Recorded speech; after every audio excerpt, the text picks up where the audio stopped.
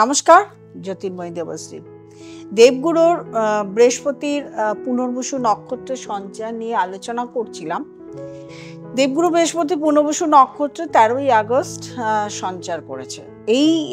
এই পুনর্বসু নক্ষত্রের আগে আমরা আদ্রা নক্ষত্রের মাত্র দু মাস আমরা দেবগুরু বৃহস্পতির সঞ্চার পেয়েছি, কিন্তু এই পুনর্বসু নক্ষত্রে আগামী 10 মাস অর্থাৎ 2026 সাল অবধি আমরা এই নক্ষত্রে পাবো। আমরা সবাই জানি বৃহস্পতির অতিচারী গতি শুরু হয়ে গেছে, এটা চলবে 2033 সাল অবধি। এই অতিচারী গতির জন্য খুব তাড়াতাড়ি কোনো নক্ষত্রে বেশি দিন থাকছে, কোনো নক্ষত্রে কম দিন থাকছে। এই নক্ষত্রে থাকাকালীন অবস্থায় 18 অক্টোবর চলে যাবে কর্কট রাশিতে। কর্কট রাশিতে থেকে বক্রগতিতে থেকে আবার মিথুন রাশিতে চলে আসবে 5 ডিসেম্বর, এবং এই 5 ডিসেম্বর থেকে আগামী 14 জুন অবধি এই মিথুন রাশিতেই বৃহস্পতির অবস্থান থাকবে এবং এই পুনর্বসু নক্ষত্রেই থাকবে। এবং তারপরে চলে যাবে কর্কট রাশিতে 3 ডিগ্রি 20 মিনিট অবধি কর্কট রাশিতে পুনর্বসু নক্ষত্র, তারপরে পুষ্যা নক্ষত্রে চলে যাবে। তো এই হলো আমাদের পুনর্বসু নক্ষত্র কোন কোন দিন কোন কোন সময় থাকবে। আর আমরা সবাই জানি কর্কট রাশিতে বৃহস্পতির উচ্চস্থ স্থান, এবং এই বৃহস্পতির অতিচারী গতির জন্য পৃথিবীতে নানান ধরনের সমস্যা খুব শুরু হয়ে গেছে। সাধারণত কর্মহীনতা সেটা বেশি পরিমাণে শুরু হয়ে গেছে। কর্মহীনতা যারা চাকরি করছেন বা ব্যবসা করছেন তাদের ক্ষেত্রেও কিন্তু অনেকটা আপনারা খারাপ ফল প্রাপ্তি পেয়েছেন। যাই হোক, এর আগে আমি কন্যা রাশি অবধি বলেছি, এখন তুলা রাশি থেকে মীন রাশি অবধি বলবো। যেহেতু আমরা দুটো ঘর পাচ্ছি, কর্কট রাশিতেও পাচ্ছি, মিথুন রাশিতেও পাচ্ছি, সেই জন্য একসঙ্গে আমরা দুটো ঘরের কথাই বলবো। তুলা রাশির নবম ঘরে রয়েছে, নবম এবং দশম দুটো ঘরেই পাচ্ছি। তুলা রাশির জাতক জাতিকাদের ভাগ্য উন্নতি দেখা যাবে, ভাগ্যের জায়গায় উন্নতি হবে, মন মানসিকতা অনেকটা স্বচ্ছ হবে, অনেক পজিটিভ এনার্জি, সুচিন্তাধারা, ভাবনা, এবং দেখা যাবে সন্তানের শরীর স্বাস্থ্য, পড়াশোনা, নিজের ব্যবসার জায়গার প্রভূত উন্নতি দেখতে পাবে। এবং যখন দশম ঘরে আসবে আয়ের জায়গা আরো বেশি ভালো হবে। তুলা রাশির পরে আসবো বৃশ্চিক রাশি। বৃশ্চিক রাশির অষ্টম ঘর, তারপরে আসবে নবম ঘর। অষ্টম ঘর এবং নবম ঘর দুটো ঘরেই বৃশ্চিক রাশি জাতক জাতিকের যে ফলাফল হবে, অষ্টম ঘরে থাকাকালীন অবস্থায় আধ্যাত্মিকতার দিকে, গুপ্তবিদ্যার দিকে মন যাবে, গুপ্তবিদ্যার রহস্যর দিকে একটু মন নিবেশিত হবে, এবং যারা লোন এই সময় নিয়েছিলেন তাদের লোনগুলো দিতে পারবেন, কমপ্লিট করতে পারবেন।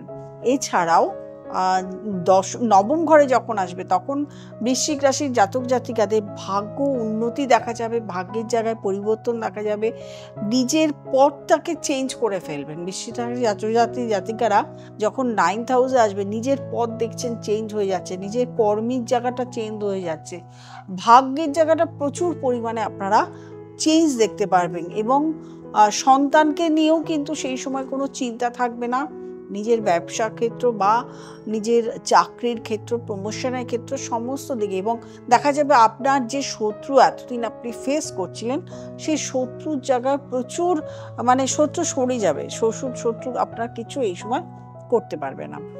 এরপর পরে আসবে ধনু রাশি বা ধনু লগ্নের ক্ষেত্রে। ধনু রাশি ধনু লগ্নের ক্ষেত্রে সপ্তম ঘরে রয়েছে এবং অষ্টম ঘরেও আসবে। সমসপ্তমে রয়েছে মানেই ধনুরাশির জাতক জাতিকাদের এখন যত ভালো লোকের সঙ্গে পরিচয় হচ্ছে, ব্যবসার ক্ষেত্রে বা চাকরির ক্ষেত্রে বা প্রমোশনের ক্ষেত্রে ভালো ভালো সুযোগ কিন্তু আপনারা এখন পাবেন। সুযোগে সদ্ব্যবহার করতে থাকুন। আপনাদের সুচিন্তাধারা, সুমতামতে আপনার গতিধারাই পাল্টে যাবে। যে পথে এতদিন চলছিলেন সেটাই পাল্টে যাওয়ার সম্ভাবনা। অর্থাৎ যে ব্যবসা করছিলেন সেই ব্যবসা পাল্টে অন্য ব্যবসাতেও চলে যেতে পারেন। সেটা যে রাশির সমসপ্তমে আসবে বৃহস্পতি, সেই রাশির সমসপ্তমে কিন্তু এই ঘটনাটা মেইনলি ঘটতে থাকবে। বৃহস্পতির এই যে সমসপ্তমে বিবাহের জায়গা, দাম্পত্য জীবনের জায়গা সমস্তটুকু ঠিক হবে। যাদের এখন বিবাহের ক্ষেত্রে দেখা যাচ্ছে দাম্পত্য জীবনে সমস্যা, ডিভোর্সের ক্ষেত্র দেখা যাচ্ছে যে অনেকে ডিভোর্স হওয়ার সম্ভাবনা রয়েছে, সেগুলো কিন্তু এখন আর সেই ডিভোর্সের জায়গা যাবে না। সেই জায়গাটা দেখা যাবে যে সঠিকভাবে আবার তারা এক জায়গায় মিলিত হচ্ছে। এরপরে আসবো আমরা মকর রাশি। মকর রাশি এবং মকর লগ্ন। মকর রাশি মকর লগ্নের ক্ষেত্রে ষষ্ঠ ঘর এবং সপ্তম ঘর, কারণ কর্কট রাশিতে যখন আসবে তখন সপ্তম ঘর পাবে। মকর রাশি মকর লগ্নে জাতক জাতিকাদের কিছুটা হলেও পেটের প্রবলেমে, কিছুটা হলেও শারীরিক কিছু প্রবলেমের মধ্যে ভুগছিলেন। এই বৃহস্পতি নক্ষত্রে আসার ফলে কিন্তু আপনাদের শারীরিক জায়গার উন্নতি হবে। যাদের বিয়েতে বাধা হচ্ছিল তাদের বিয়ের জায়গাটা এখন ঠিকঠাক, মানে বিয়ের কানেকশনগুলো লাগবে, বিয়ের যোগাযোগ হবে, বিয়ের যোগাযোগ থেকে বিয়ের জায়গাতে পৌঁছবেন, বিয়ে করার জায়গাতে। একটা সম্পর্ক তৈরি করতে গেলে আগে যোগাযোগ হয়, তারপরে সেই জায়গাটায় বিবাহ স্থির হয়। তো সেই জায়গাটা পৌঁছবেন। নিজের ব্যবসার জায়গার উন্নতি বা নিজের কর্মের জায়গায় প্রচুর উন্নতি আছে। আপনি যদি মানে চাকরি চেঞ্জ করতে চান, ভালো স্যালারির জায়গায় চাকরি পেতে পারেন।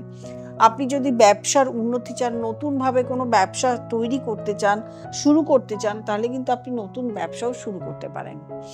এরপরে আসবো আমরা কুম্ভ রাশিতে। কুম্ভ রাশির থেকে আমরা পাচ্ছি 5th হাউস, তারপরে যাবে 6th হাউস।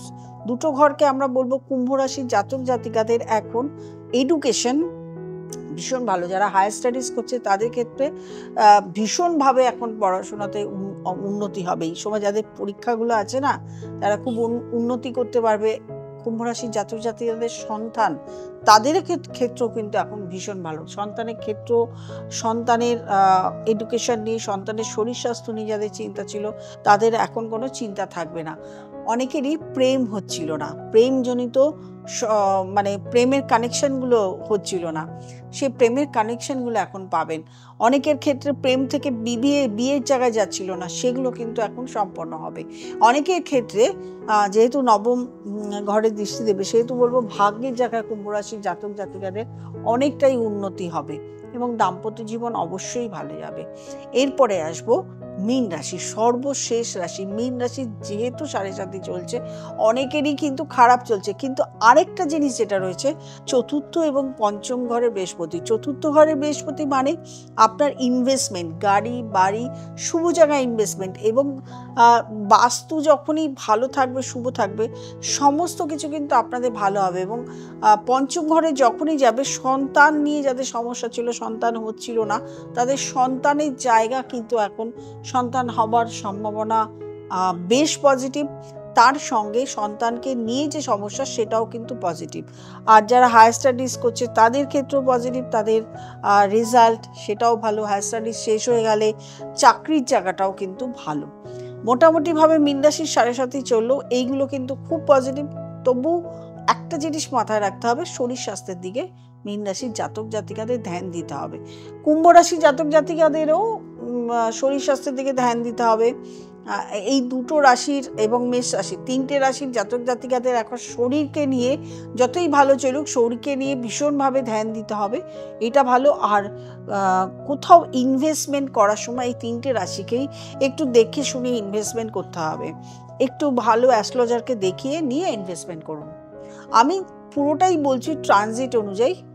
এবারে ধরুন আপনার বৃহস্পতি ভালো না, বদ বিপদ পত্তারি নক্ষত্রে রয়েছে এবং বৃহস্পতির দশা চলছে, তাহলে তো আপনার বৃহস্পতি ভালো রেজাল্ট দেবে না। অথচ আমি এদিকে ভালো ভালো বলে গেলাম। অবশ্যই যে কোনো ট্রানজিটে একজন ভালো জ্যোতিষের পরামর্শ নেওয়া প্রয়োজন, তাহলে এই ট্রানজিটগুলো আপনি কাজে লাগাতে পারবেন। নচেত আপনি শুধু প্রোগ্রাম দেখছেন, আপনি জানছেন আপনার ভালো হবে, কিন্তু আপনার আদতে ভালো হলো না। সেই জন্য যদি প্রয়োজন মনে হয় তাহলে অবশ্যই নিচে যে স্ক্রলে নাম্বারটি আছে, নাম্বারটিতে ফোন করবেন, বুকিং করবেন, চেম্বারে চলে আসবেন, অথবা অনলাইন কনসালটেশন করে নেবেন। যারা নতুন প্রোগ্রাম দেখছেন তারা অবশ্যই সাবস্ক্রাইব করবেন, লাইক করবেন, কমেন্ট করবেন, শেয়ার করবেন এবং নোটিফিকেশন অল বেলটি প্রেস করতে ভুলবেন না। প্রত্যেকে ভালো থাকবেন, আনন্দে থাকবেন। নমস্কার।